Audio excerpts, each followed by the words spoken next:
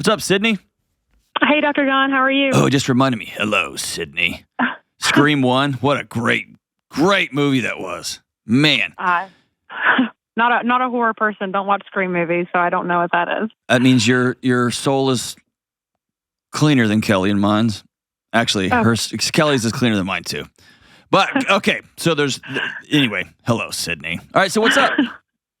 Oh, nothing. I just want to say my husband and I absolutely love your show, and I'm really excited and nervous that you took our call. So. Well, very cool. What's up?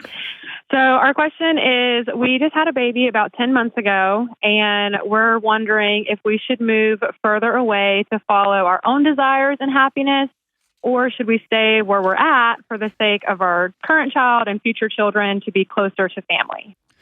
Yeah, I always think you should choose personal misery to make the other people in your life happy. Always.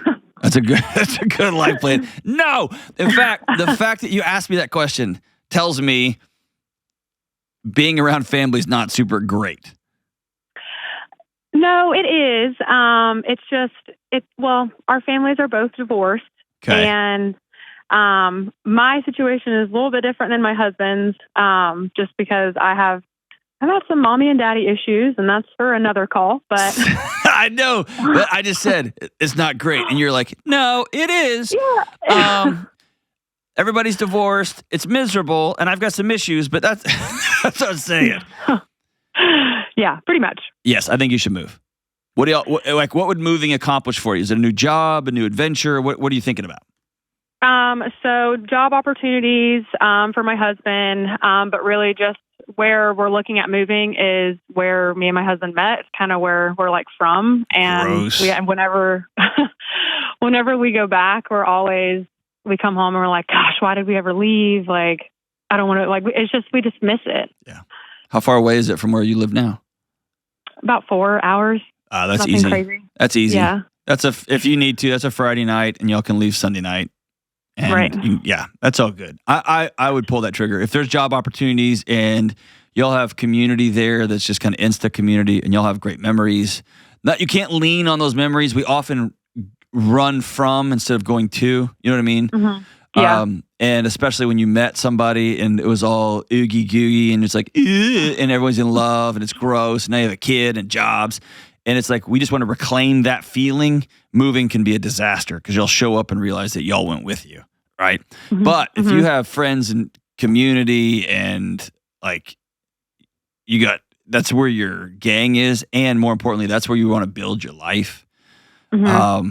Yeah, dude, I'd say go for it. Go for it. Yeah, we just worry that our family won't necessarily come to us. And it'll always be us having to come to them. Well, hold on. If they don't ever come see you, they're making a choice to opt out of y'all's life. Right. And they get to make that choice, and you get to be deeply heartbroken about it. Yeah. But that tells you the status of your relationship with them, right? And their willingness to care about you long term, right? Right. And so there is a bit of acknowledging or choosing reality here. Y'all are trying, you have a 10-month-old, you had this picture of here's what grandparents are going to be and here's how it's going to all be involved and the cousins and everybody. And that's a fantasy. They won't even drive 4 hours to see you. Right. That sucks. I'm sorry. Yeah. Instead of cheering you on and saying, oh my gosh, you'll have great opportunities, you'll have tons of friends there. We're going to be so annoying because we're going to come every other weekend. That's not how they're doing it. And I hate that for y'all. Yeah. The sooner that you and your husband can decide, and I wish it was more complex than this, but you'll have to make a choice that they don't get a vote anymore on the life you're choosing to create, the life that's going to be best fit for y'all right now. And then they get to decide if they want to participate in the world y'all are creating. Because y'all probably have some things y'all want to do differently than how y'all were both raised, right? 100%. There you go. So anything y'all choose to do, we're not going to do these kind of foods. We're not going to do these kind of activities. We're not going to do, we play with our kids instead of just having a cigarette on the porch. I'm just making up stuff. But anything y'all choose to do differently, some parents go, Oh, that's so amazing. I wish we had done that. I'm so proud of y'all. Most don't. Most parents say, oh, I guess I was just the worst mom who ever lived. Right? Right. You don't need that. No. That's them opting out, not you guys kicking them out. See what I'm saying? See the difference? Yeah. Yeah. And sometimes when we want to try to have this fake ownership of the whole thing, we end up squashing job opportunities. We squash relationships. We squash ourselves to try to please somebody that's never going to be pleased. You know what I mean? Mm-hmm. Yeah, I say move. And by the way, if it's a disaster, just move back. Ta-da! Right? Yeah, that's what we keep saying is, worst comes to worst, we get down there and it's not what we imagine, and we can always come back.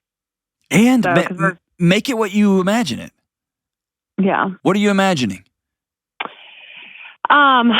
Just the lifestyle where we want to go is very different than where we currently are. Like, it's more active friendly, more like family friendly, just activities and things to do outside that don't cost money. Are you going to actually do them? Yeah. Go. Because what you're telling me, it's not you're. It's kind of funny. You're talking about reality in the other place, and you're living a fantasy at home right now. Mm-hmm. Because you want these relationships to cover up the life that you don't really like that you're living right now, and that life actually is over there, and you can have it, but it's going to cost you the fantasy that you've got duct taped together in your current place. Yeah, I'd say move. Go for it. Okay. Go for it. Send us your new address, and Kelly will send you a really expensive housewarming gift. She won't, but it's just a funny thing to say. It's good. No, I'm proud of you. This is hard. It's hard. There's often a lot of grief, and you've heard me say this 1,000 times. I'll often tell folks to write a letter that you will never send. Don't send it. Some people do. Don't send it, but write a letter to your in-laws. Write a letter to your parents and step-parents, and let them know we're moving and we're going to miss y'all. And we were hoping this was going to look different. We were hoping this is going to feel different. But we are going to head out on our own and create a new family. We're going to change our family tree and how we treat each other and the jobs and financial decisions that we make. We're going to never, ever consider divorce. We're going to make this thing work.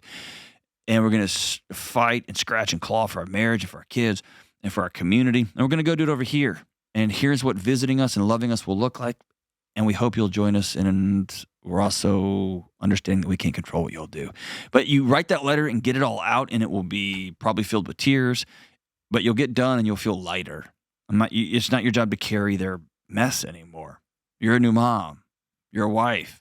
Your husband's a dad now. Ew, you kissed a dad. But that's y'all's world now. And go build something rad. Go build something rad. We'll be cheering you on every step of the way.